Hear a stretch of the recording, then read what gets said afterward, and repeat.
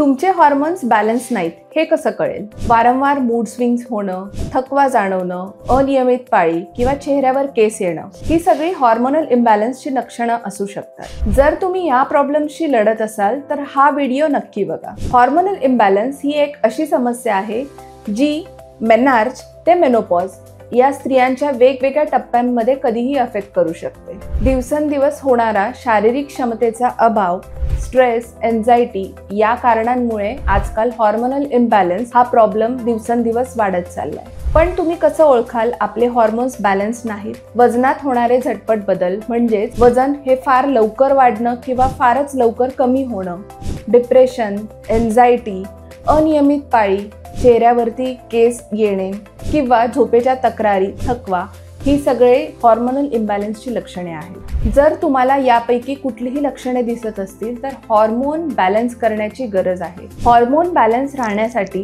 Digestive fire म्हणजेच अग्नी संतुलित राहणं खूप महत्त्वाचं आहे। यासाठी proper diet, fixed meal timings म्हणजेच जेवणाच्या वेळा या फिक्स्ड असल्या पाहिजे। तसेच लाईफस्टाईल चेंजेस, स्ट्रेस मॅनेजमेंट आणि काही आयुर्वेद थेरपीज ज्याने लवकर फायदा होईल। हॉर्मोन बॅलन्स करण्यासाठी नैसर्गिक उपचार काय आहेत हे जाणून घेण्यासाठी YouTube चॅनलवर डिटेल व्हिडिओ आहे, तो नक्की बघा।